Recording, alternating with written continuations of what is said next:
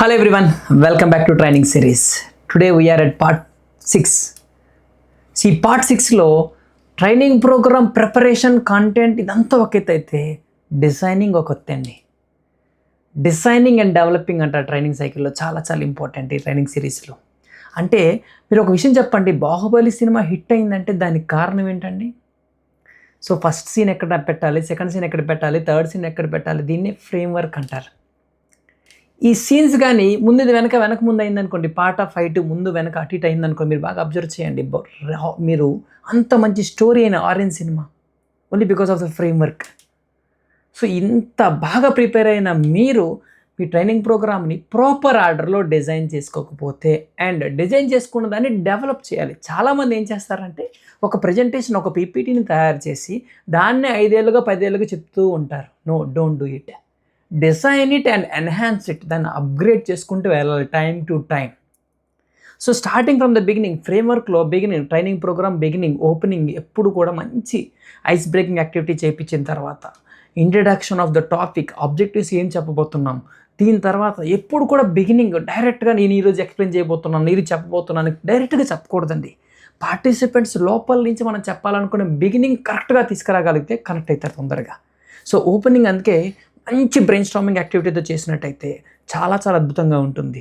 దీని తర్వాత అప్పుడు మనం మెయిన్ ఆబ్జెక్టివ్స్లోకి వెళ్ళాలి. ఏదైతే ట్రైనింగ్ ప్రోగ్రామ్ కవర్ చేయబోతున్నామో, ఏం చెప్తే వాళ్ళు మారుతారనుకుంటున్నామో ఆబ్జెక్టివ్స్ 1 by 1 ఫ్రేమ్ చేసుకోవాలి నీట్గా. చాలా చాలా ఇంపార్టెంట్. ఇక్కడే మనం స్టోరీస్ వాడచ్చు, మధ్య మధ్యలో హ్యూమర్ కంటిన్యూస్గా అలా పెడుతూనే ఉండాలండి. ఇంకా ఇంపార్టెంట్ పాయింట్ ఏంటంటే దీన్ని వావ్ ఫ్యాక్టర్స్ అంటారు, ట్రిగ్గర్ పాయింట్స్. అంటే ప్రతి 5 నిమిషాలు 10 నిమిషాలకి వావ్ ఎంత బాగుంది ఈ పాయింట్ అనే విషయాన్ని కానీ మీరు కనెక్ట్ చేయకపోతే, మీ డిజైన్లో అక్కడక్కడ పెట్టకపోతే మాత్రం మంచి పంచ్ లైన్స్ పెడుతూ ఉండాలి. పెట్టకపోతే బోర్ కొడుతుందండి. సో డిజైన్ మెయిన్ ఆబ్జెక్టివ్స్లో ఈ పంచ్ లైన్స్ కూడా పెడుతూ ఉండాలి, యాక్టివిటీస్ పెడుతూ ఉండాలి.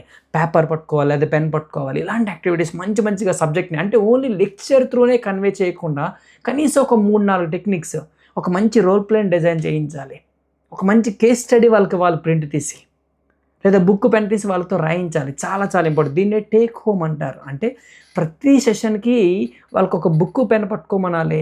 వాళ్ళ క్లోజింగ్లో ఆ సెషన్, ఆ మాడ్యూల్ ఎండింగ్లో what are they going to implement, ఏం ఇంప్లిమెంట్ చేయబోతున్నారు, ఏం నేర్చుకున్నారు, డెఫినెట్గా మస్ట్ అండ్ షుడ్గా రాయించాలి take home. And at the end sum up and conclusion, చాలా అద్భుతమైన పాయింట్, ఇంపార్టెంట్ పాయింట్ అండ్ డిజైనింగ్లో. మీరు ఒకవేళ కన్క్లూజన్ సమ్ అప్ ప్రాపర్గా చేయకపోతే ట్రైనింగ్ ప్రోగ్రామ్ ఫెయిల్ అయిపోతుంది. And then at the end just market yourself. Last స్లైడ్లో మీ సోషల్ మీడియా గురించి అవ్వచ్చు, మీ ప్రోగ్రామ్స్ గురించి అవ్వచ్చు, ఇండైరెక్ట్గా మీరు కన్వే చేయగలగాలి అండ్ డైరెక్ట్గా మీ కాంటాక్ట్ నెంబర్ షేర్ చేయాలి at the end. So and feedback will be appreciated అని చెప్పేసి మీ కాంటాక్ట్ నెంబర్కి ఫీడ్బ్యాక్ ఇవ్వమనాలి. ఈ విధంగా మీరు డిజైన్ చేసుకున్నట్టయితే దాన్ని ఎప్పటికప్పుడు అప్గ్రేడ్ చేసుకోవాలండి. ఒకే పీపీటీని 5-10 సంవత్సరాలు వాడకూడదు. అప్గ్రేడ్ చేసుకుంటూ ముందుకెళ్ళినట్టయితే మీ డిజైన్ అద్భుతంగా ఉంటుంది. Thank you so much.